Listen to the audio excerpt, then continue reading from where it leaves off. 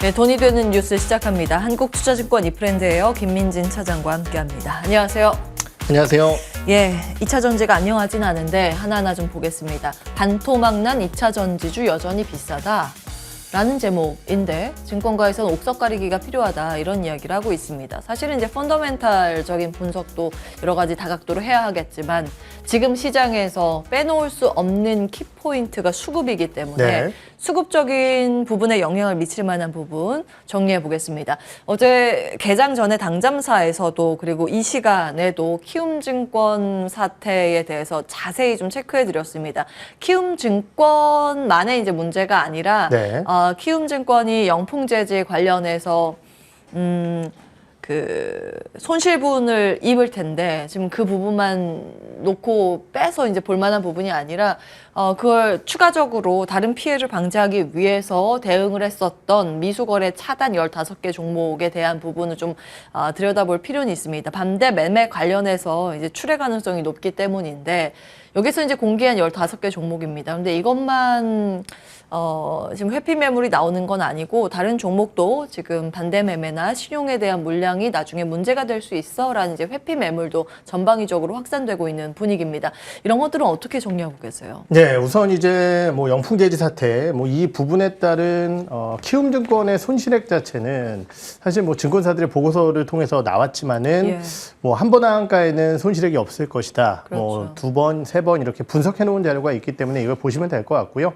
지난 이제 4월이었나요? CFD 사태. 그리고 이제 6월달경에 있었을 겁니다. 동해산업을 비롯한 몇몇 개 종목군들의 급락. 이러한 부분들을 바탕으로 해서 사실은 많은 증권사들이 이제 리스크 관리에 좀 힘을 썼었던 상황이었고 실제적으로 이제 뭐 몇몇 급등한 2차전지라든지 이런 것들의 신용이나 미수 거래를 좀 하지 못하게 하는 일들이 있었는데요. 그 이후에 이제 키움증권 같은 경우도 이번 영풍재지 사태에 따라서 주요 종목군들에 대한 미수 거래를 전면 차단하는 조치를 시행하게 됐습니다. 우리가 이제 이 내용만 놓고 본다라고 한다면은 뭐 많은 투자자들은 나는 어차피 신용 안 쓰고 현금으로만 주식하고 뭐 신용 거래 막히면은 그 종목군들 만기 왔을 때 그 종목군들 팔면 되지 이렇게 쉽게 생각할 수도 있을 것 같은데요. 첫째는 이제 어제 시장 내 거래 대금이 급감했다라는 것, 이것이 결국은 이제 해당 종목군들을 보유한 투자자들의 매수나 매도에 대한 움직임들을 상당히 제약했다라는 아쉬운 부분을 말씀을 드려야 될 것 같고요. 두 번째는 신용은 기한이 있는 레버리지 미수 거래입니다. 결국은 이제 만기가 돌아올 때 주요 종목군들이 만기 연장에 어려움을 겪게 되거든요. 그렇다라고 한다면은 그 종목군들의 미수 거래를 이제 줄여야 된다라는 부담감이 생기게 되는데요. 지금같이 주가가 하락하게 된 상황이라고 한다면은 팔았을 때 그 평가 손실 자체가 계좌에 직격탄을 주게 됩니다. 그렇다라고 한다면은 사실은 나는 다른 종목 팔아서 2차전지 담보 비율 맞추고 버텨야지 이런 생각을 하게 된다라고 한다면은 다른 종목군들까지 매도 물량들이 나오게 되면서 오히려 시장의 하락 종목 수를 확산하는 역할을 만들어낼 수도 있다는 거거든요. 그렇기 때문에 단순하게 이 종목군들이 막혔다라는 부분 쪽에서 끝나는 것이 아니라 시장 전반적인 수급 불안을 야기시킬 수 있는 아쉬운 요소다라는 점에 대해서 좀 말씀을 드려야 될 것 같고요. 이 부분이 해소되는 것은 굉장히 간단합니다. 어떻게 해요? 주가가 올라가면 되거든요. 그럼요. 그러면은 증거금 채워야 되는 그 비율도 줄어드니까요. 맞습니다. 근데 지금 냉정하게 얘기해서 상황 자체가 그렇게 우호적이냐라고 따져봤을 때는 2차전지 관련주들의 전반적인 이제 대외 변수 요인 자체가 그렇게 우호적이진 않은 상황이다라는 거죠. 그렇기 때문에 이러한 부분들이 현재 시장에 더 큰 영향을 미치고 있는 것이 아닌가 이렇게 판단을 해봐야 될 것 같습니다.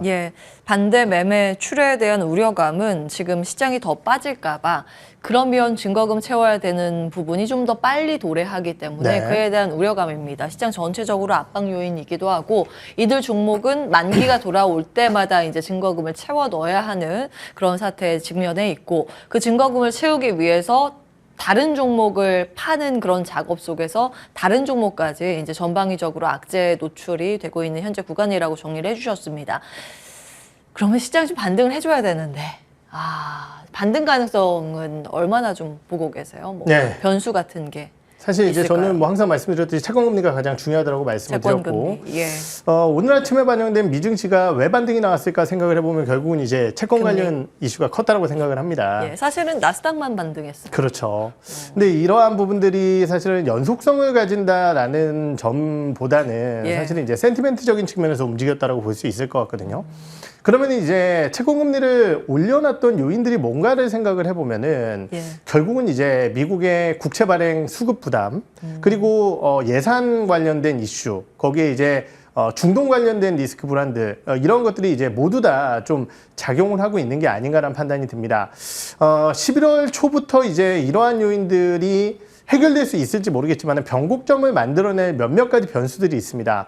뭐 잘 아시다시피 이제 11월 초에는 예산안 관련된 이슈가 있을 거고요. 예. 거기에 더해서 이제 11월 중순 같은 경우는 미국과 중국의 또 정상회담 관련된 이슈가 있습니다.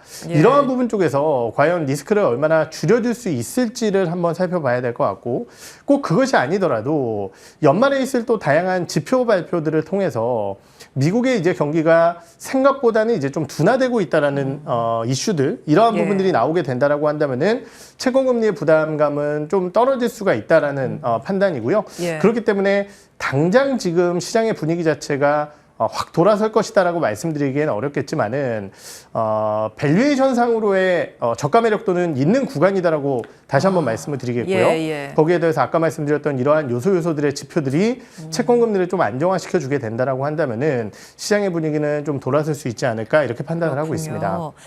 지금 유튜브 채팅창에 JH님께서 오늘 오전장은 푸틴 루머 때문인 듯. 이거 무슨 얘기예요? 사실 저도 그 내용은 뭐 루머상으로 지금 어디 아파서 뭐 갔다 이런 거를 제가 아까 잠깐 본 것 같은데 응급실에 뭐 갔다 이런 얘기를 예. 사실 저는 그 내용이 이제 사실인지 아닌지 몰라가지고 그리고 그 내용이 맞는지도 아닌지도 지금 채팅 쓰시는 확정 분들 보도는 아니죠. 예. 그 내용은 루머. 아닌 예. 것 같아서요.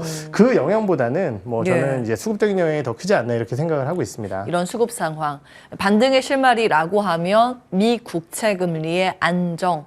사실 지금 과매도 영역에 우리 시장에 진입을 해 있기 때문에 조그마한 안정세를 찾을 만한 재료가 들려온다면 빠르게 시장은 좀 안정을 찾을 가능성도 있다.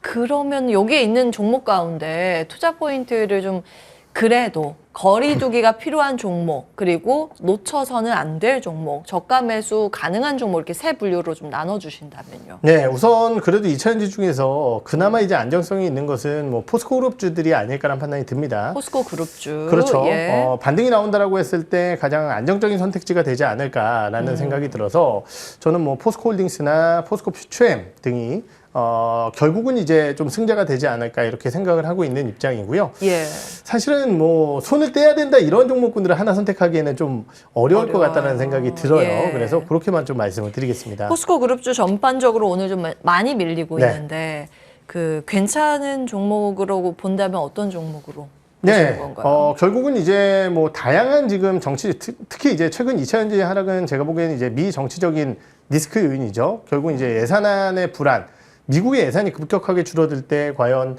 배터리 관련된 예산은 어떻게 될 것이냐. 예. 거기에 이제 트럼프 대통령이 뭐 아직까지는 이제 1년여 남아있는 시점이지만은 트럼프 대통령의 가시화가 높아진다라고 했을 때 전기차 전환 정책의 폐지라든지 이런 것들이 가져올 수 있는 불안 요소들이 모두 다 중첩되고 있다라고 생각을 하거든요. 근데 이러한 부분들이 좀 조용해진다라고 한다면은 결국은 뭐 포스코 홀딩스와 포스코 퓨처엠을 필두로 한 종목군들의 움직임들이 조금 더 낫지 않을까 이렇게 생각을 하고 있습니다. 예. 자, 2차 전지 안에서는 그나마 이제 포스코 그룹주에 네. 대해서는 펀더멘탈상 저평가돼 있다라는 부분 기억을 해보도록 하고요. 다음 보겠습니다. 그나마 시장에서 요즘 들려오는 호재가 될 만한 재료라고 하면 중동 관련 MOU 체결일 겁니다. 사우디 현지에 협력센터 열고 메가 프로젝트 수주 지원 소식이 좀 전해지고 있고요. 네이버가 사우디 디지털 트윈 플랫폼 사업을 따냈다는 소식. 사실은 그 전에는 MOU 정도만에 그쳤다면 이번엔 수주 소식이 구체적으로 좀 들려왔던 거고, 그래서 장 초반에는 네이버와 디지털 트윈 테마가 동시에 강한 상승세를 시현하기도 했습니다. 네. 워낙 시장에 이 단비가 갈급하다 보니 이러한 작은 이슈에도 더 이제 집중을 하게 만드는 최근 분위기이기도 한데 어떻게 평가하고 계세요? 네, 사실 이제 주말간 또 사우디 순방이 있으셨고 예. 이에 따라서 이제 따라간 기업들의 주가 흐름이 어제 이제 좀 움직임이 나타나는 모습이었는데요. 사실 회사의 기업 가치 기준으로 봤을 때 이 정도의 수주가 네이버의 뭐 어마어마한 수주다라고 보기에는 좀 어려운 게 있을 것 같고요. 그렇죠. 예. 다만 이제 아무래도 이제 내수 비즈니스 쪽에 좀 집중되어 있는 내용 속에서 해외 쪽에 또 대규모 수주를 좀 했다라는 점 정도로만 말씀을 드려야 될 것 같고요. 그 외에 뭐 자프라투 건설이라든지 아니면 이제 또 어제 나왔었던 많은 내용 중에 하나가 수소 모빌리티 체계의 구축, 이러한 부분들에 따른 전반적인 기업들 간의 지원 소식, 이러한 부분들이 있었지만은 사실은 지금의 분위기를 단번에 전환시켜주기에는 좀 어려운 뉴스 소식이 아닐까라는 판단이 들고요. 예. 또 하나 지금 중동 관련주들의 주가 흐름이 생각보다 아쉬운 점을 살펴보게 된다라고 한다면은 중국의 전국 불안입니다. 뭐 항상 예. 말씀드렸듯이 결국 이제 이스라엘과 지금은 이제 하마스지만은 결국은 헤즈볼라도 움직이겠다. 헤즈볼라 뒤에 있는 뭐 이란. 국가들 지금 예. 이제 하마스로 움직이었다라고 추정되는 이란이라든지 아니면 또 이번에 이스라엘이 잘못 공격해서 이집트 초소를 공격했다 막 이런 얘기들이 나오면서 예. 중동의 격화의 분위기가 나타나고 있는데요. 그러한 상황 속에서 또 다른 또 중동의 맹주라고 할 수 있는 사우디가 예. 속 좋게 우리가 투자를 진행하겠다 이러기에는 좀 만만치 않은 상황이다라는 거죠. 그래서 분명히 이제 뉴스 모멘텀에 따른 주가의 급등, 오늘 같은 경우는 이제 히림이 현대건설과 사우디 투자청과 3자 MOU를 통해서 다양한 사업을 좀 진행하겠다라는 이슈와 함께 주가가 올라서고 있지만은 예. 이 주가의 상승이 계속 이어지기에는 중동 관련된 리스크에 부담감이 있기 때문에 관련 리스크가 좀 먼저 해소되기를 기다려 봐야 되지 않을까 이렇게 판단을 하고 있습니다. 예. 지금 워낙 전국 상태가 불안한 상황이기 때문에 적극적으로 이 모멘텀을 안고 네. 우리가 투자하기에는 무리가 있다라는 현재 구간에서 투자 전략입니다. 일단 보수적으로 보셨고 최근 이제 중동 관련해서 기대감이 또 있는 쪽이 게임주이기도 한데 게임주는 어떻게 보세요? 예, 사실 이제 이 빈살만 응세자가 굉장히 좋아하는 것이 게임과 그리고 이제 K-팝 엔터 이런 쪽이라고 드라마. 그렇죠. 예. K-드라마 알려져 있죠. 실제적으로 지금 오늘 아침에도 이제 대규모 투자를 통해서 e스포츠 월드컵이라든지 이런 것들을 지원을 하겠다라는 예. 얘기가 있었는데요. 사실은 냉정하게 얘기해서 그러면은 e스포츠 월드컵이 나왔을 때 과연 우리나라 기업들에게 얼마나 도움이 될까? 물론 이제 워낙 돈이 많은 또 펀드를 이끌고 있기 때문에 거기서 우리나라 게임사들에게도 일부 투자가 많이 진행이 되고 있는 상황입니다. 그런데 이제 문제점은 뭐냐면요. e스포츠를 통한 양적 확장에서 사우디의 영향력이 확대된다라고 했을 때 네. 우리나라 게임사들에게 도움이 될 만한 게 현재로서는 크게 있어 보이지 않거든요. 왜냐면은 예. e스포츠의 주요 종목군들을 살펴보게 되면은 사실은 우리나라가 개발한 게임이 그렇게 많지가 않습니다. 그렇다라고 한다면은 과연 이제 e스포츠의 종주국이 어떻게 보면 우리나라였는데 이것의 구도 자체가 사우디로 갔을 때 과연 얼마나 우리나라에 도움이 될지 이 부분에 대한 고민은 좀 필요할 것 같고요. 컨텐츠, 투자 분명히 반갑지만은 그런 거 있어도 크게 실적을 못 내고 있는 상황이고 그나마 이제 엔터 쪽이 좀 좋은 상황이다라는 점, 이 정도는 예. 뭐 실적을 통해서 계속 말씀을 드려봤던 부분이기 때문에 이런 쪽으로 좀 집중을 하시는 것이 좋으실 것 같습니다. 엔터 토픽은요? 엔터타픽이요. 지금 3분기 실적으로는 SM 생각을 하고 있고요. SM. 3분기 실적 발표 이후에는 하이브와 JYP 엔터 보고 있습니다. 3, 4 다 보시네요. 그렇죠. 4사는 안 보니까요, 제가. 4사 네. 하나 뭐였죠? YG엔터죠. 그건 왜 빼셨어요? 실적 모멘텀이 아무래도 이제 다른 기업들보다 좀 낫다라고 판단을 하기 때문에요. 요 3사 위주로 좀 지켜보고 있습니다. 예, 다음 이슈 보겠습니다. 애플 부랴부랴 생성형 AI 제품 개발을 하겠다. 오늘 새벽에 CNBC 보도 내용입니다. 마이크로소프트 지금 구글 등이 열심히 이제 선두 주자로 달려가고 있고 애플이 뒤늦게 이제 생성형 AI 쪽 시장에는 참전을 하는 것인데 내년에는 시리 등에 탑재할 계획입니다. 연간 단위로 일단 금액을 좀 발표는 했어요. 네. 얼마씩 이제 투자를 하겠다. 애플 쪽에서 이야기를 했고 생성형 AI 제품을 개발하기 위해서 러닝을 또 시켜야 되기 때문에 훈련을 시켜야 하기 때문에 그렇죠. 그런 과정에서 필요한 게 반도체겠죠. 우리나라 투자 아이디어로 하면은 반도체 아이디어 뽑아낼 수 있겠고요. 다음 보겠습니다. 자, 내용 다 나왔네요. 야, 먼저 이제 체크해 주십시오. 네, 지금 뭐 어제 이제 반도체 주요 뉴스 중에는 엔비디아가 이제 PC칩에 들어가겠다. 그리고 이제 방금 얘기를 했던 애플의 이제 생성형 AI 개발과 함께 모든 세트에 이제 우리의 거대 LLM을 탑재한 세트를 좀 출하를 하겠다. 이런 얘기들이 있었죠. 예. 우선 이제 첫 번째 뉴스 소식이라고 할 수 있는 엔비디아와 ARM의 합작 PC칩의 개발 소식은 저는 이제 국내 기업들에게는 큰 영향은 없다라고 그렇죠. 생각을 합니다. 예. 다만 이제 그거 해서 엔비디아가 잘 되면은 엔비디아 관련주들도 괜찮겠네라는 정도의 옅은 연결고리지. 그 옅은 연결고리의 종목은 뭔가요, 우리나라? 그것도 뭐 엔비디아 관련주들 뭐 잘 아시다시피 이제 그냥 엔비디아 때문에 올라가는 기업들 있죠. MDS 테크 뭐 이런 거 말씀하시죠? 그런 거 말고요. 그냥 한미반도체나 이런 기업들이라고 생각을 이스페타시스 뭐 이런 그렇죠, 쪽이요. 맞습니다. 예. 그런 기업들이 아닐까라는 판단이 들고요. 지금 이제 얘기하는 이 애플의 LLM 개발 그리고 생성형 AI의 조금 더 강력한 참전 소식 이러한 부분들 역시 엔비디아를 필두로 한 국내 HBM3 관련주들에게는 상당히 호재라고 생각을 하고 있습니다. 예. 지금 뭐 미국의 이제 대표 플랫폼 업체라고 할 수 있는 방금 말씀드렸던 MS 그리고 뭐 구글뿐만이 아니라 테슬라 같은 경우도 지금 LLM 역시 열심히 투자를 하고 있고요. 예. 애플까지 진행을 하게 된다라고 한다면은 엔비디아의 GPU 그리고 이러한 부분들과 함께 이러한 부분들을 서포트할 수 있는 HBM3에 대한 기대감들은 더욱 더 높아질 수 있다라고 판단을 하고 있고요. 그렇기 때문에 오늘 어려운 시장 속에서도 SK하이닉스를 필두로 한 HBM3 관련주들이 오늘 시장 대비해서 양호한 모습을 보이고 있지 않나 이렇게 판단을 해봐야 될 것 같습니다. 이 AI 칩 자체적으로 개발하는 쪽은 마이크로소프트, 이쪽에서 이제 지원을 받고 있는 오픈 AI, 구글, 아마존, 테슬라 등이 될 겁니다. 네. 앞으로 칩에 대해서 사용처는 굉장히 넓은데 네. 투자의 관점에서는 지금도 늦지 않은 것인가라는 고민이 들어가는 시점이지 않을까 싶어요. 네, 우선 이제 11월 초였나요? 엔비디아 실적이 제가 날짜가 지금 정확하게 기억이 안 나는데 11월 초중 정도에 아마 이제 엔비디아 네. 실적 발표가 예정돼 있을 거예요. 제가 찾아볼게요. 네, 그때까지는 지금 이제 많은 증권사들의 전망치를 살펴보게 되면 엔비디아는 이번 분기까지의 실적 부담은 전혀 없다라는 의견들이 대세거든요. 예. 그렇다라고 한다면은 뭐 실적 발표 시까지야 관련주들의 큰 부담은 없다라고 생각을 하고 있는 상황인데요. 예. 다만 이제 워낙 많이 급등을 했고 지금 어려운 시장 속에서도 또 몇몇 개 기업들은 반등 시도를 하고 있는 상황이기 때문에 가격의 부담을 생각한다라고 한다면 확실한 손절가를 정하고 대응 전략을 수립하시는 게 맞지 않나 이렇게 생각을 하고 있습니다.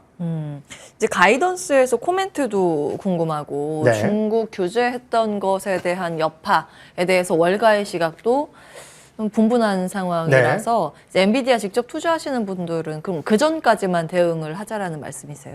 그건 아니고요. 엔비디아가 이제 이런 얘기를 했죠. 지금 올해 뭐 내년 정도까지는 이 내용 자체가 예. 크게 연간 실적에 영향을 주지는 않을 것 같다. 중국의 규제 관련된 이슈가. 예. 물론 이제 중국 쪽의 매출액이 높은 기업이지만은 규제 전에 어느 정도 이제 중국 쪽에 선제적 매수도 있었을 거고요. 예.